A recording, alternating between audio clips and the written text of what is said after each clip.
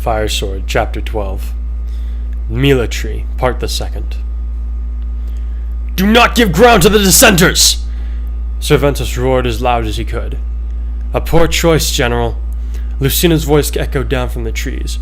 With Anna's original sound tone in effect, she sounded more like a divine voice she was attempting to impersonate in order to inspire fear in the hearts of those they were facing. The next instant, a lightning spear was cast down from the Mila tree's branches to strike the loud general where he stood. The 7 warriors all charged at the wounded man and his retainers, with Klein in the lead. "Leifa!" he called as he moved to engage a female swordmaster. "Make sure Cynthia makes it back, no matter what!" "I will!" the dark-haired girl said as she stood back-to-back with the young woman of interest. "I've got her back!" Her katana flicked out and dispatched an axe wielder that got too close for comfort. "Yeah!" Cynthia crowed as she fended off another attacker. "Together the princesses of Elise and Alfheim will vanquish all evil! Criminals beware!" Leifa, otherwise known as Suguha Kirigaya, had been put in prison along with the cerulean-haired princess rider shortly after her sudden arrival in Valm. She had been terrified that she was going to be killed by the rough jailers, but after talking with Cynthia for a few days, the energetic girl had managed to get her to cheer up somewhat. Then Klein and Sinon had come to knock down the gates to their prison, and in her heart, Leifa knew that Kirito could not be far behind. Now it was up to her to fight her way to see her brother again. Kirito spared a moment to look back down the routes that led to the base of the Mila tree, as the other shepherds pressed on. They had begun the attack when Robin cast his first bolt of magic, while Lucina acted as the voice of Tiki.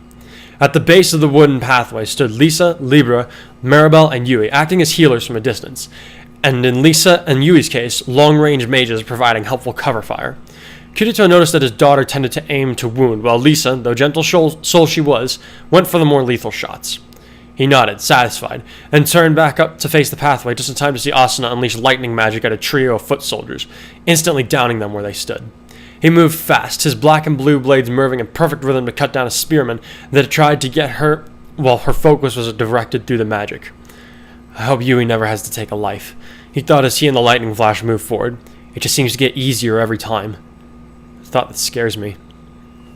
Robin stood up in one of the many branches of the Mila tree in order to get a better angle on a wyvern that was closing in fast on Klein's position. Taking careful aim, he unleashed a Thoron spear at the attacker's mount, causing him to veer badly off course and smash into the trunk of the tree. "A fine shot," Lucina remarked. "Thanks," Robin replied with a slight smile. "Though I really should have brought a wind tome with me. Hitting flying units, or any soldiers for that matter, is pretty hard with thunder spells." "You make it look so easy, though," Lucina said with some surprise. "You flatter me, princess." Robin grinned just slightly wider. Then his eyes narrowed as he concentrated on casting Arc Thunder at a small group of Myrmidians. "I hope they don't get wise to us and start firing back." As if in response to his comment, a stray blast of fire shot up into the trees, narrowly missing Robin, and caused him to lose his balance.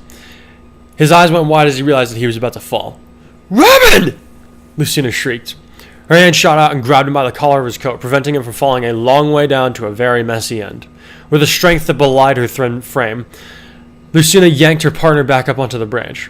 When she was sure he was safe, the girl suddenly felt a powerful surge of emotion that didn't seem quite like fear, not quite like relief. Either way, it caused her to throw her arms around the tactician and start sobbing into his shoulder. Although he was initially surprised, Robin soon put his arms around Lucina and held her close. "I'm all right," he said into her ear. "You saved me." "I'm okay." She could only nod and dig her face deeper into the crook of his shoulder as her body shuddered. When the battle was over, Klein and the rest of the group met up with Crom's forces. "Your report?" Crom asked the red-headed warrior. "General Cervantes got away when one of his goons used a teleport staff. We did manage to rescue the 2 girls that were being held prisoner," Klein responded. "One of them happens to be a friend of mine. Let me introduce Kirito's kid sister, Suguha Kirigaya, though we usually refer to her by her nickname, Leifa."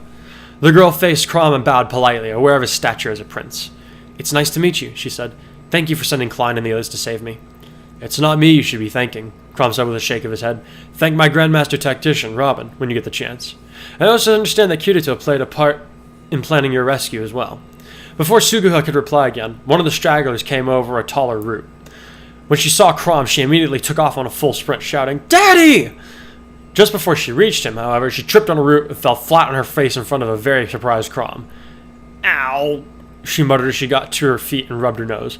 "That one's gonna bruise." "Daddy?" Crom repeated. Then it clicked and he turned to Klein, looking very angry. "Did you know about this?" Sweating lightly, Klein replied, well, see, we kind of thought... Crom started advancing on the warrior. Before he could strike him, though, Cordelia interposed herself between the prince and Klein. Lord Crom, Klein is not to blame here, she said firmly. The shepherds that were close by watched with a keen interest. This was the first time any of them had ever seen Cordelia talk to the man of her affections without becoming tongue-tied. I am the one that suggested information be kept from you. Before our Crom could demand an explanation, Cynthia started giggling, surprising those that were nearby. You made the right call then, she laughed.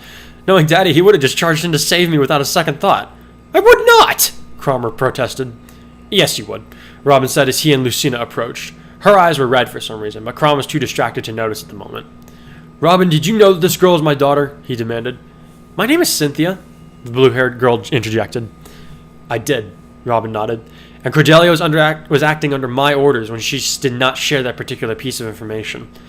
I know you better than anyone, except maybe for Sumia, and I know you would have just gone in with reckless abandon to try and save your daughter. The only way you would have been able to fight properly on the field today is if you did so in ignorance.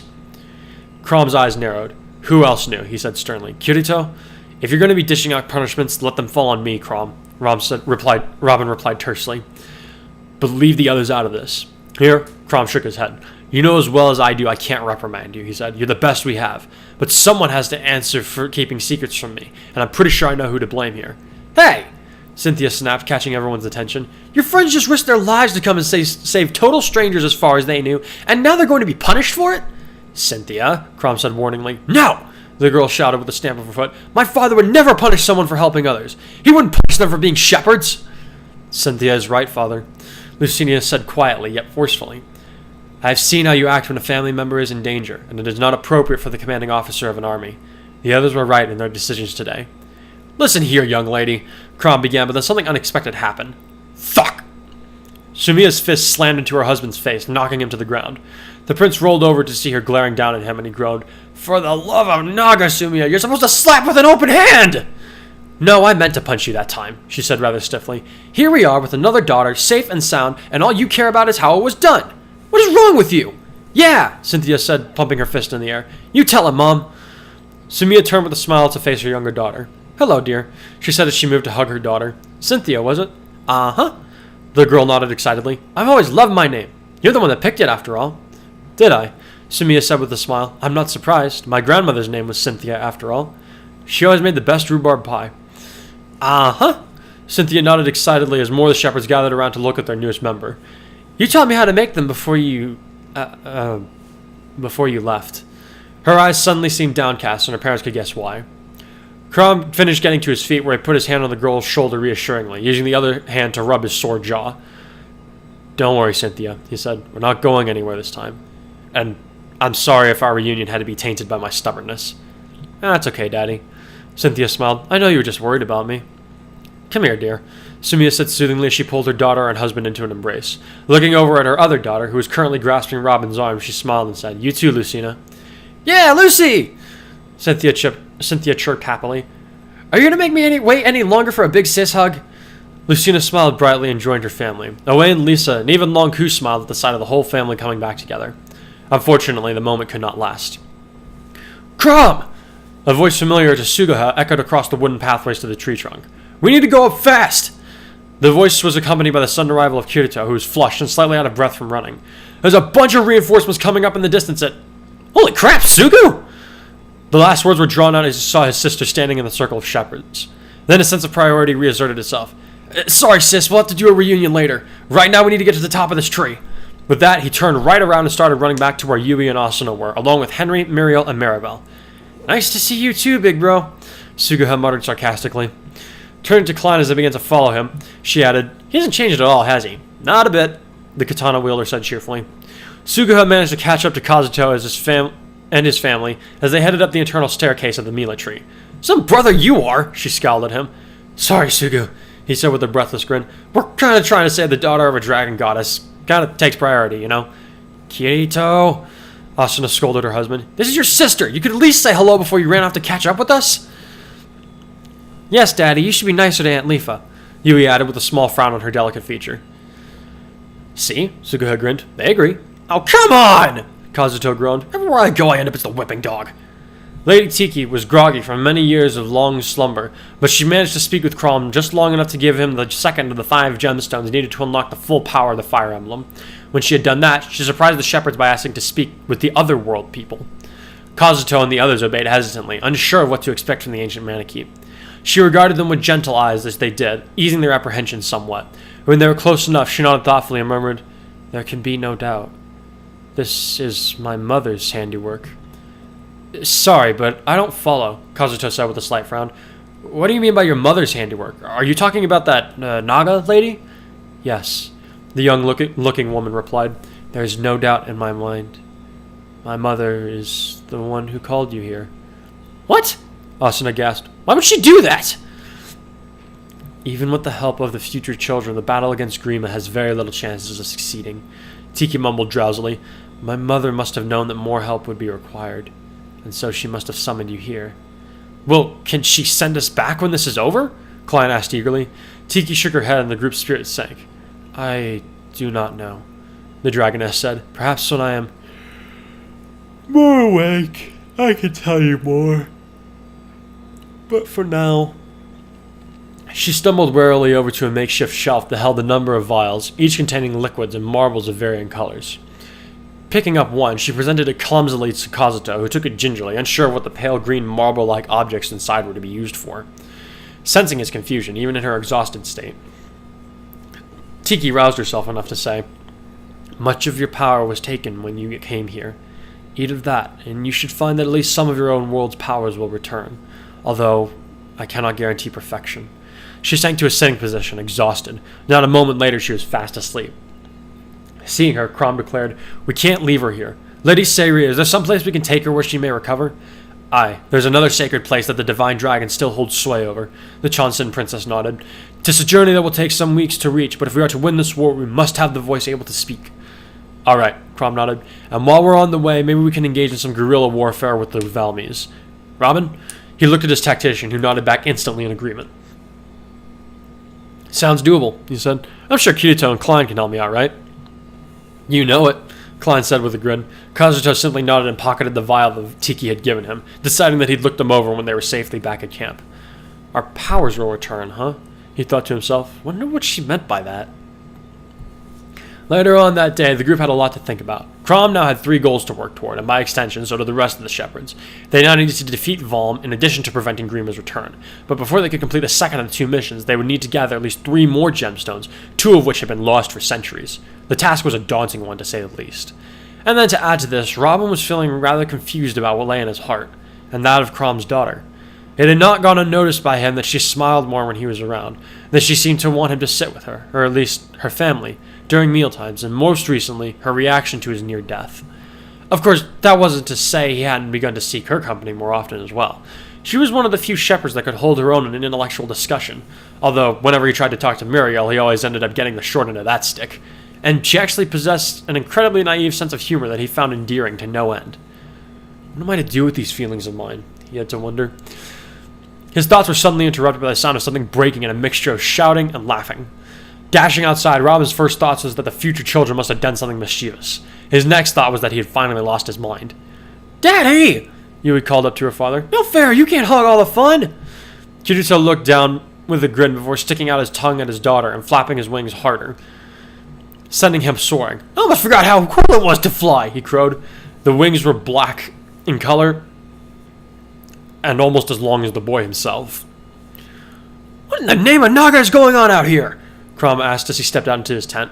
Looking up, his jaw dropped as he rubbed his eyes to make sure he wasn't just seeing things. "Is that Kirito?" The black swordsman landed with an audible thud in front of the prince with a huge grin on his face. In his right hand, he held the vial that Tiki had given him. Behind him, part of his tent was collapsed, which explained the noises from earlier. But none of it explained the translucent black wings sprouting from his back. They looked like fairy wings? Robin asked, surprised. "Spriggan wings, yeah." Kirito nodded. "Remember how I told you we used to be able to fly? These bad boys are how we did it." "Kazuto, share those things, would you?" Leafa muttered as she approached her brother. "Yui's right, you always hog all the fun." "Oh, come on," he replied. "I just got a little excited is all. Stop whining about it, okay?" He opened the vial and handed each girl a small, pale green marble. "Just swallow them, they don't taste like anything." Both girls did so, while Crom and Robin walked closer to Kirito, curious. What are those? Robin asked. Tiki gave them to me, Kirito replied. She said something about how it would give us our old powers back. I didn't really get what she meant until just now, though. What do they do exactly? Crom asked. Whee! Yui giggled excitedly as she took off on a pair of white wings. Unlike an Alfheim, she did not shrink down to the size of a pixie in order to use this ability, nor were her wings a shade of pink any longer.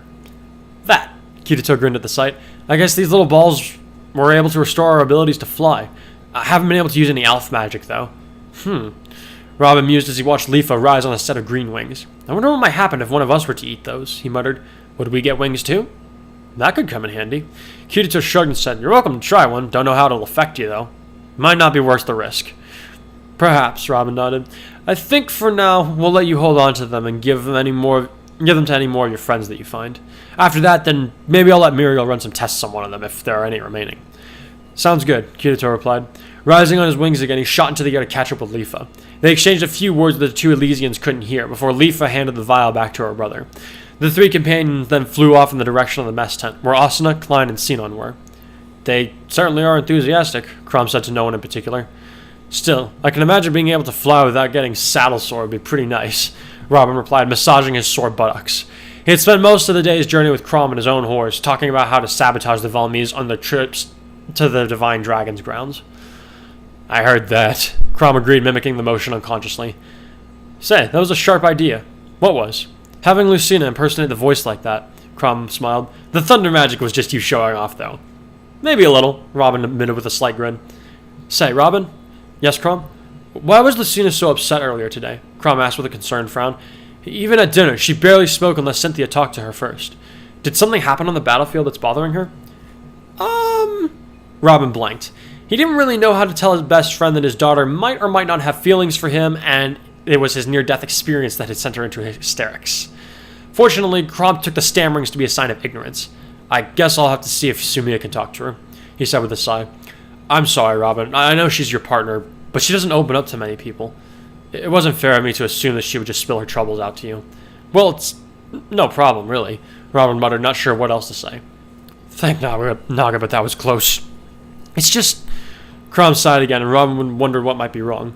I don't really have an example to fall back on, the prince admitted. I mean, Em was always there for us, of course, but my mother died giving birth to Lissa, and my father, his face twisted into a slight grimace.